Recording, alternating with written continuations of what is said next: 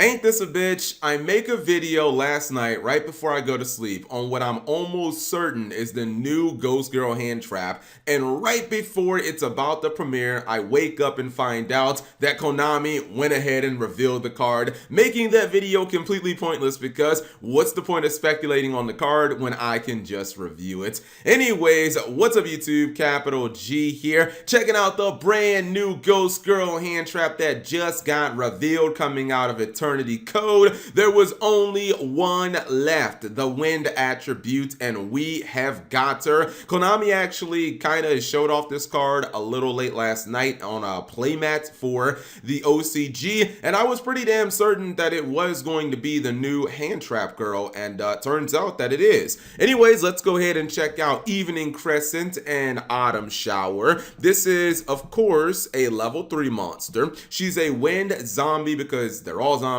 for some reason. She's a tuner, so you can use her for synchro summons. She has 0 attack and 1800 defense, and she, of course, is a hard once per turn. Her effect says, if your opponent special summons a monster or monsters face up, you can discard this card, then target one of those face up monsters. That's a cost. Negate that target's effects for the rest of this turn, and if you do, if it leaves the field, inflict damage to its controller equal to its original attack. Okay, so let's just start with the obvious and get it out here in the open. Autumn is going to draw comparisons to Effect Veiler pretty much for her entire existence. I feel like these cards are always going to kind of be tied at the hip because they're so similar in what they actually do. You could even maybe throw Infinite Impermanence in there, but I'll stick with Effect Veiler because they're both actual like monster effect hand traps and they're both tuners, etc, etc. The fact that this card can only be used on special summon monsters is clearly a disadvantage when you compare it to Effect Veiler. That can be a problem if you're dueling against something like True Draco or Guru Control because those decks just don't special summon at all for the most part, so you'll never really find a window of opportunity where this card can actually be useful. Another thing is this card has to be used exactly when that monster is special summoned, and although a lot of times I don't think that will be that big of a problem, just understand if your opponent's monster is, for instance, like a quick effect, maybe like an ultimate conductor Tyranno or something like that, that would be a problem because your opponent could just respond to this card's activation with their monster's effect, and it would kind of be like you didn't really accomplish all of that. However, there are some benefits of this card. There are some things that this card can kind of edge out Effect Veiler on. Number one, this can be used during either player's turn. That is important. There are many times where my opponent activates a monster effect as a quick effect during my turn, and I just can't respond with Effect Veiler. I look at it and say, damn it, why can't I use you during my turn? That is something, obviously, that you have to take note of. Another thing is, and this is just huge, especially with the rules in the TCG, this card does burn damage.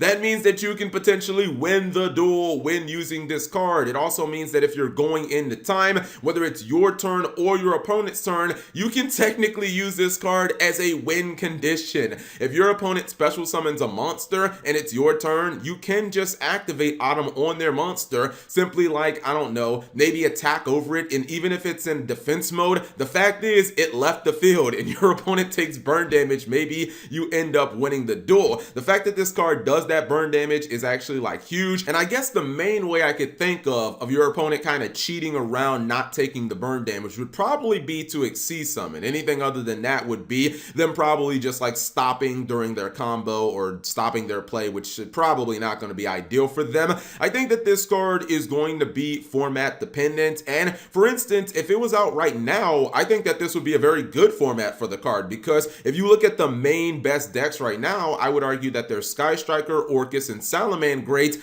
and really, I'm not sure that Effect Veiler has that many big advantages over Autumn right now. Yeah, you could hit something like a Salamangreat Foxy, but most of the time, if you have Effect Veiler, you want to use it on like Gazelle, you want to use it on Stalio, you want to use it on more important monsters, so I feel like this card is going to be format dependent, but I don't think people can just say that this is like boneless effect failure or worse, because there are advantages over effect failure. There are advantages over something like infinite impermanence. I think this is a very strong card. I think it's just going to be format dependent, unlike some of the best hand traps in the game like Ash Blossom and Joyous Springs. Overall, I think Autumn is a very solid card, and I think that it definitely will see competitive play. The fact that it could be a win condition is honestly just kind of nuts. Anyways, whatever you guys think of Evening Crescent and Autumn Shower, leave it in the comment section below. Thank you guys for watching. As always, subscribe if you have not already, and turn on that notification bell for daily videos. Also, this will almost certainly be secret rare in the TCG because all the Handtrap girls premiered as secret rares.